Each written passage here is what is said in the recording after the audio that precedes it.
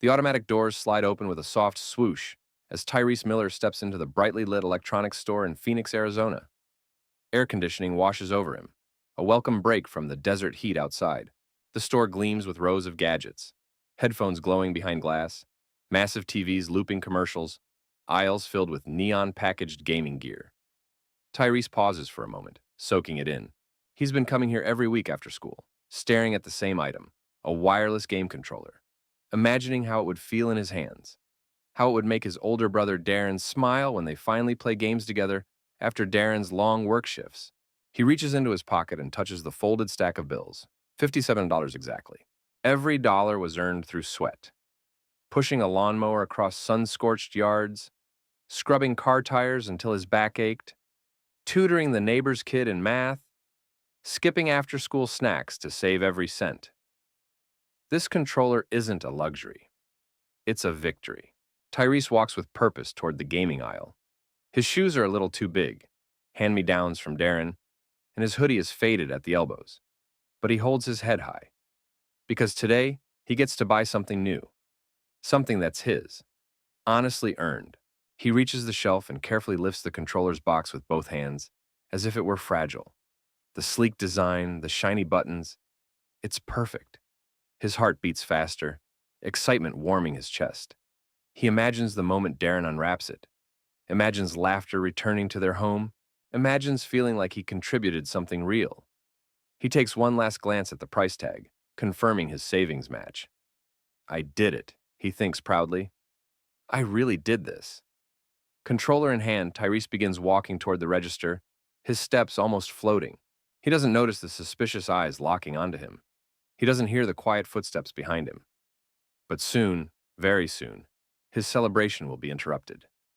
Not by a thief, but by someone who can't stand the idea that he could afford something at all.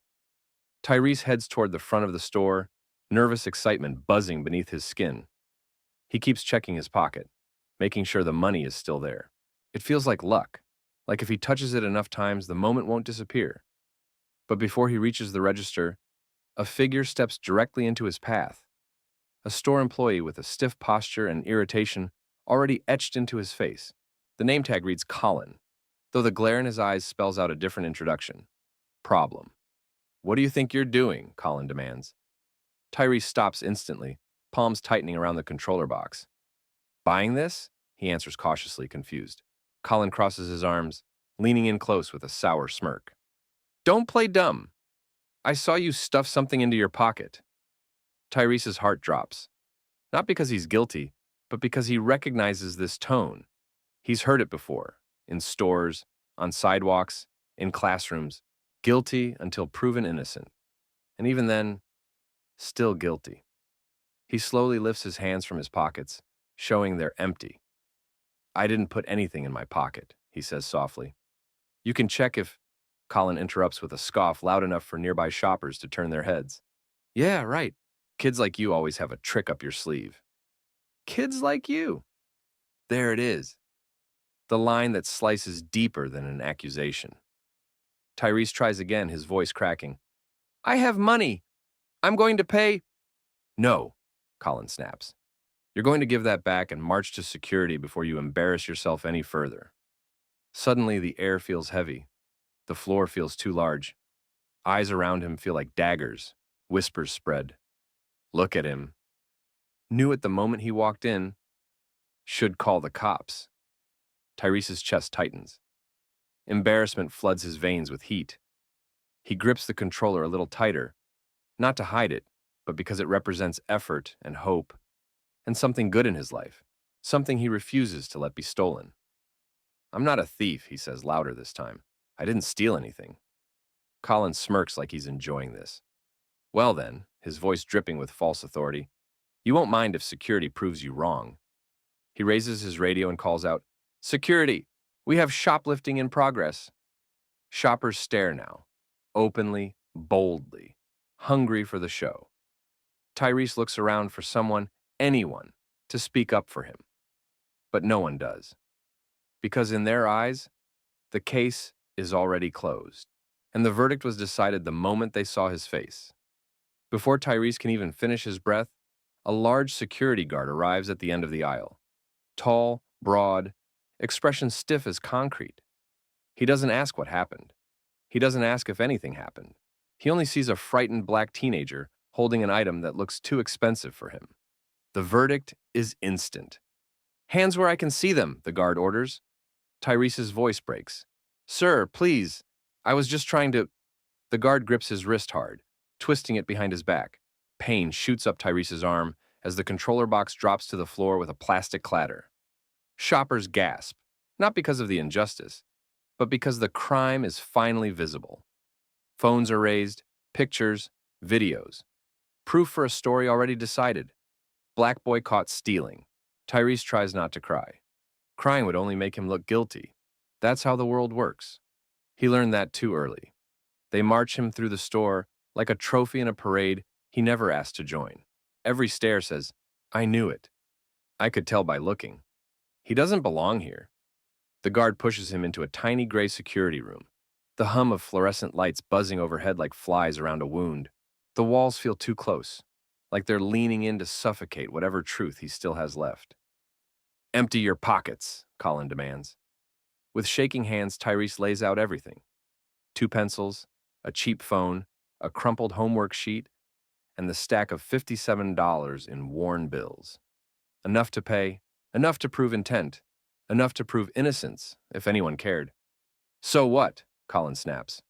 "You plan to pay for the controller after pocketing something else. We'll see it on camera." Tyrese looks up, tears finally breaking past his defenses. "I didn't take anything," he whispers. The guard sighs, annoyed by the emotion. He turns to the computer and begins scrubbing through the security footage, speeding through angles, eyes squinting at every detail. The room is silent except for clicking keys and Tyrese's shaky breaths.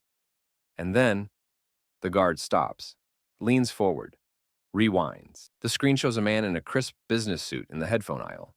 He glances left, then right. Then, he slips a pair of wireless earbuds into his jacket pocket smoothly, confidently, practiced. It isn't Tyrese. It never was. The real thief is someone the store never questioned, because he looked like he belonged. Colin's jaw falls slack. The guard's posture changes from authority to embarrassment. Tyrese stares at the screen, anger choking out fear. Not the explosive anger they expect. No. The kind that grows quiet, cold, certain. He didn't want revenge. He just wanted to be seen as a person. And in that small security room, they finally see the truth. They didn't catch a criminal. They became one, thieves of dignity. The guard clears his throat, voice suddenly gentler. "We need to talk." Tyrese wipes his eyes. "Yes," he says, "that we do." The room feels different now. The buzzing fluorescent lights suddenly seem too loud. Mr. Collins' earlier confidence has drained from his face, leaving a pale, stunned expression. The security guard rewinds the footage again, slower this time, making sure there's no mistake. The man in the suit looks calm, casual, like he's done this 100 times. He slips the earbuds deeper into his pocket and walks away, straight out the front door without paying. The guard exhales heavily, shame creeping into his tone as he says, "That guy, I remember him. Helped him pick out a speaker earlier." It's a confession wrapped in guilt. He treated a thief like a customer, and a customer like a criminal. Tyrese watches silently. His chest rises and falls with slow, angry breaths. Not the wild anger they expect from kids like him. Something sharper, something that holds power. Mr. Collin tries to speak, but his voice cracks. He must have planned it. They're trained to distract. Tyrese cuts him off, his voice controlled but trembling with outrage held tight. "No, you just didn't think someone like him could steal." Collin swallows hard. He doesn't deny it. He can't. The guard turns to Tyrese, unlocking the cuff still half attached to his wrist. "Kid, I'm sorry." The apology is shaky, weak, but it's more than what Collin offers. Tyrese rubs his wrist where red marks remain, souvenirs of prejudice. "You looked at me," he says quietly, "and saw guilt." Collin doesn't respond. His jaw works, but no words come out. Tyrese continues, voice soft but razor sharp. "You think wearing a hoodie makes me a thief? But a suit Make someone honest? Colin's eyes dart to the floor. He doesn't want to face the truth, that his assumptions led him to target the wrong person, that he humiliated a kid who was doing everything right. The guard takes a deep breath. We'll have to file an incident report on the actual suspect. His eyes flick toward Colin, and we'll also be detailing this mistake. Colin's shoulders shake, not from fear of the report, but from fear of accountability. Tyrese steps closer to the controller, still lying on the floor where it fell. He picks it up carefully, dusting off the scuffed corner with trembling hands. Something that once represented joy now feels like proof of a battle he never asked to fight. He straightens his back, standing taller than he did walking in. You owe me more than sorry, he says. You owe me respect. Colin finally looks up, eyes glossy with panic. But Tyrese doesn't wait for a reply. He knows what the truth looks like. It's right there, frozen in HD, undeniable.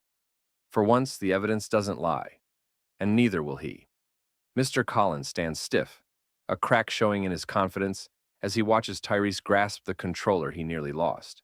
The room suddenly feels too small for all the discomfort floating in the air. The guard steps aside, silently acknowledging that Tyrese deserves space and respect. Colin clears his throat. His voice comes out thin, lacking the authority it once had. Look, kid, I misunderstood the situation. Tyrese looks up slowly. Misunderstood. That word hits hard, like a weak bandage slapped over a deep wound. Misunderstood isn't being shoved, accused, humiliated in public.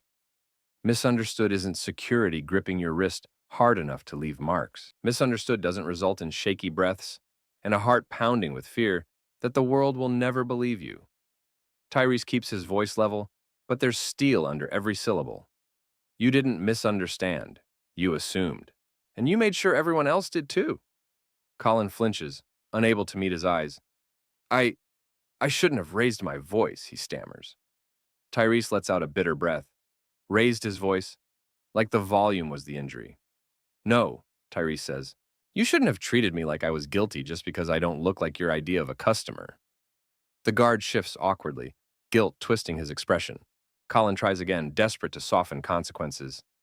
Look, maybe, as a gesture of goodwill, we could give you a discount. Tyrese almost laughs. Almost. He shakes his head slowly. You think a discount fixes what you did to me? Colin's mouth opens, then closes. He has no defense. The door opens, and the store manager steps in. A woman with sharp eyes and a clipboard tucked under her arm. She reads the scene instantly from their faces, and the replay still open on screen. What's going on? She demands. The guard answers first. We accuse the wrong person. Her eyebrows lift, anger already forming. Tyrese takes a steady breath. This is the moment his voice must carry every truth he has. I came here to buy a gift for my brother. I saved up for weeks. And instead of being treated like a customer, I was dragged in here like a criminal. Everyone saw. Everyone assumed. Because he, Tyrese gestures to Colin, decided I didn't belong. Silence. Heavy. Crushing. The manager turns her glare toward Colin. We need to talk. Now. Colin's throat bobs as he follows her out. The door shuts sharply behind them, justice beginning to shift. The guard looks at Tyrese with an apology that finally sounds genuine. You handled that better than most adults would. Tyrese doesn't smile. He doesn't feel triumphant. He feels tired. Kids like me don't get the luxury of losing our cool, he replies quietly. He picks up the controller, holding it to his chest like proof that truth matters, even after the world tries to bury it. He's won this battle, but the damage lingers in the shadows of his heartbeat, because some scars don't show. They're carried, and they change you. Tyrese steps out of the cramped security office into the bright main floor of the store. The sudden shift from the suffocating room to open space makes his heart thud faster. Everything looks the same as before. The neat aisles, the glowing displays. But he is different now. The guard walks a step behind him, no longer gripping his wrist, but the eyes of the customers follow anyway. Their stares are different now. Confused, uneasy. They don't know what happened. They just realize their assumptions might have been wrong. Some turn away quickly, guilty. Some keep staring, unsure how to feel when quick judgment collapses. Tyrese holds the controller close, fingers tight around the box. Not like he's stealing it, like he's protecting it. The store manager waits near the customer service counter. Her posture is straight as a blade. Colin stands beside her, shoulders slumped, hands fidgeting. His earlier arrogance has been stripped away, leaving only discomfort. Tyrese, she begins, tone steady but soft with regret. Everything you experienced today was wrong. None of it should have happened. She gestures to the controller. It's yours, free of charge, a gift, and an apology. Tyrese looks down at it, thumb brushing the plastic. He earned this twice. First with his labor, then with his dignity. Still, he asks, what about the money I saved? The manager gently pushes the bills toward him. Keep it. For something better. Something catches in his chest. A battle between relief and the sting of everything he endured. He accepts the money with a quiet nod. Her voice grows firmer. The employee who falsely accused you will be written up and removed from customer contact until further notice. We're also reviewing internal procedures, so this doesn't happen again. Colin swallows hard. The consequences landing. Tyrese meets his gaze. There's no triumph in his expression. Just truth. You didn't just make a mistake, he says. You made a choice. Colin opens his mouth to respond. Maybe to apologize again, maybe to justify. But no words come. Because excuses don't erase damage. The manager steps aside, clearing a path for Tyrese to leave. As he walks toward the exit, the automatic doors slide open once more. But this time, it feels like a victory march. The hot Arizona sun washes over him, bathing his skin in something warmer than heat. Respect. Not given, but earned, the hardest way possible. He adjusts the strap of his backpack, controller secure under his arm. Every step he takes toward the bus stop feels taller, stronger. No one can take this moment from him. He came in as a customer. They tried to turn him into a thief, but he walks out a fighter. Tyrese steps onto the sidewalk, the heat of the Arizona sun wrapping around him like a reminder that he's still here, still standing. The controller, the one he thought he might never get to give his brother, rests firmly in his hands. It feels heavier now, not because of its weight, but because of everything it represents. Work, hope, dignity, and truth. He takes a few steps toward the bus stop and hears his phone buzz. A text glows across the screen. Mom, you okay, baby? Need me to come? Tyrese hesitates. Part of him wants to say no, to protect her from the anger sitting heavy in his chest. Another part of him wants to collapse into her arms and let the fear spill out. He types back, I'm fine. Got what I came for. Headed home, he pockets the phone and looks back at the store through the glass. Inside, he sees flashes of red and blue lights as security calls the police. This time for the right person. The real thief, the man in the suit, is being escorted inside now, his hands cuffed behind him. He looks furious, protesting loudly. But the truth is on camera. The truth is undeniable. For once, the truth is enough. People who judged Tyrese earlier now watch in shock. Their faces turn a shade paler as they finally understand. They believed a lie because the lie matched their prejudice. Tyrese turns away. He doesn't need their regret. What he needs is forward. The bus pulls up with a hiss of brakes. Tyrese climbs aboard, slides into a seat by the window, and places the controller gently in his lap like something sacred. As the bus pulls away, he watches the store shrink into the distance, a place that saw him as a criminal before it ever saw him as a child. But the further he gets, the lighter he feels. He did not yell. He did not break. He stood firm in who he was, even when others tried to rewrite his story. When he reaches home, his brother Darren is waiting outside. You got it? Darren asks, hopeful. Tyrese nods and hands over the controller. Darren's face breaks into a grin so wide it could light the whole street. You're the best, little bro, he laughs, pulling him into a hug.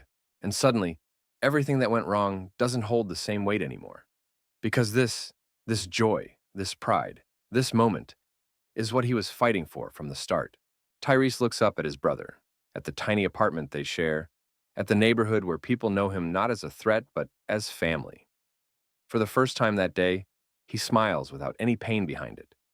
He may not control how others see him, but he controls how he rises after being pushed down. The world tried to steal his dignity. Instead, he left with more than he came for: self-worth, courage, and proof that the truth shines brightest when the world tries hardest to bury it. Tyrese straightens his shoulders and steps inside his home, not just with a controller in his hand, but with his head high and his future untouchable.